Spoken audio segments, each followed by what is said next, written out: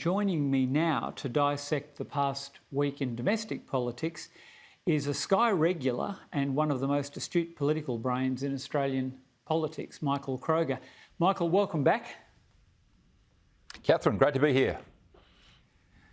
Now, we've been talking right through the year, I guess, Michael, haven't we, about the Menzies tradition and the fact that there's been a little bit of a bin fire on the Conservative wing of Australian politics that we thought might harm Scott Morrison. But I think maybe the last time we spoke, we had dissected that state result in Upper Hunter and thought it had some pretty ominous signs for Labor on energy issues, which have been a problem for both parties. News poll this week was somewhat alarming for the PM. I guess I'll cut to the chase and use the old Linton Crosby line. Has the concrete set on those numbers, or where do you think this is taking us at the moment?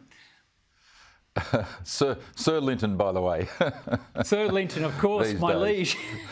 Of course. Well, look, the government is suffering from a perception of weakness, whereas the state premiers are doing well still because of perception of strength.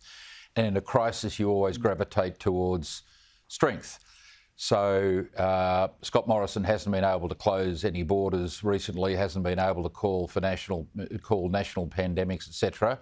And of course, yesterday he apologised seemingly for the slow vaccine rollout, which I'm not sure he should have done, by the way, but anyway, he did it. So it's a perception of weakness that is the problem for the federal government at the minute. Morrison is battling all of these premiers. They're locking down, he's paying. So he's in the worst possible position and he's suffering in the polls because of that. So 53-47 doesn't surprise me, but no, the concrete certainly hasn't said. I don't think the election will be fought on coronavirus, by the way. So I don't take a lot of heed of these numbers at the minute in terms of what's going to happen long term. That makes good sense to me as well. And you keep going back. And look, I've had a couple of chats to some very senior Labor people this week too, and they're actually quite pessimistic, frankly. There's no enthusiasm for Albo, and I won't breach confidences, but they're quite senior, influential people. And the big thing the PM does have going for him, of course, is he's only got to beat Albanese. He doesn't have to beat Donald Trump, which a few of our colleagues at this network still seem to think is the equation. What's your read on that preferred PM number? John Howard did manage to lose despite staying in front on that, but he is very, very dominant over Albo, isn't he? Although I don't take a lot of notice of that, never have. I mean, I go back to the 1992 state campaign here in Victoria where Jane Kerner was way the preferred premier over Jeff Kennett and she got slaughtered. So in that election. So the preferred leader poll is already factored into the two-party preferred vote. This is what a lot of people don't understand. So people are going 47 to Morrison, 53 to Labor, knowing that Morrison is the leader and knowing that if Labor wins, Albanese is the Prime Minister. So that's already factored in. So preferred leader on its own doesn't tell you much. I think what Scott's got to do, by the way, in the not too distant future, is basically stop listening just only to ATAGI. This body is an immunisation. They advise the government on immunisation, not on mental health. You know, of the 22 members of ATAGI, by the way, Catherine, none of them are got a mental health background. Yeah. They're all immunisation backgrounds or GPs.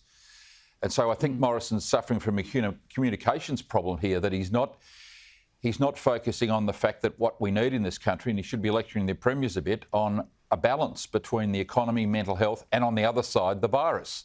All we see 24 hours a day, 100% of the day, is how many cases of the virus are out there, not how many businesses have been smashed or not how many people are seeking psychological help for mental stress and disorder arising out of the lockdowns. Indeed, and that is the hidden pandemic, frankly, Michael. The numbers, John Brogden came out in the Sydney press yesterday and he had his own dark night and came through it. But the numbers are through the roof of people self-reporting with mental health crises. And they're the people who, in the old aphorism, might have their baseball bats out for the next politician who faces a poll. But if you had to pick a couple of fights worth having for the PM, what would they be at the moment? Where would you take him? If you were in his office at the moment, what would you be saying? Right, yeah. Well, the first thing I'd be saying is knocking on the head this view that somehow the government's been incompetent in relation to securing Pfizer and AstraZeneca, particularly Pfizer. I mean, I think Scott hasn't been strong enough on this. I mean, here are the facts.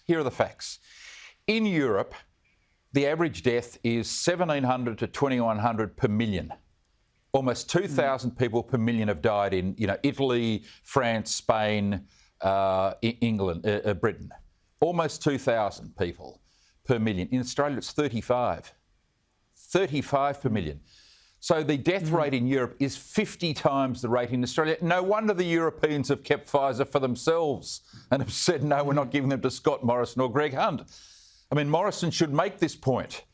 It's not because they don't like Morrison or they don't like Greg Hunt or they don't like Australia. It's not because we were slow on making applications for the vaccine, Catherine. It's because the European countries quite properly took the view, with 50 times the death rate of you down there in the South Pacific, you don't need it as much as we do. And the second thing, and they're doing this today, they've done this in the last couple of days, Greg Hunt has been on this all the way along, by the way, is telling people to get AstraZeneca. Not, the death rate from AstraZeneca clots is so minimal. I've had one, I'm having my second one next week, and I saw Gladys Berejiklian and everyone else saying today, of course they should take that. So the first point I would make would be to bash back the critics of the Morrison government in relation to not getting enough Pfizer. And secondly, as the year rolls out and as people are vaccinated, and at Christmas time when people start to forget about the vaccine, the slow rollout, or relatively slow rollout, as people forget about that, as they've forgotten about the 800 people, by the way, who died under Daniel Andrews' watch, the focus in January, February, March, on to the election in whenever, March, April, will be about the national economy and tax and interest rates, and that's where Scott Morrison should start at that time in firing his bullets, because interest rates now are one of the things holding this economy together, and if they go up, the country's in trouble. And of course that's without even mentioning national security too, which I suspect is enormously a coalition strength versus the ALP, and he's got a very strong representation of some recent war veterans amongst his team. I would have thought he can amplify his credentials there pretty solidly and point to some really strong points of difference. But your point about that vaccine rollout is well made, Michael, and you've made it before, that we are a little bit prone to whinging down here, when in fact there is a queue in the rest of the world that has a much greater need for that, and we've done about as well as you can in this country. Just in terms of the National Cabinet, Tony Abbott fired a bit of a shot. He hasn't been a miserable ghost like Turnbull and Rudd, but he did actually brief Dennis Shanahan on what he viewed as limitations. We've shared those discussions in the past too. Is it time to walk away from this and just govern and get on with it?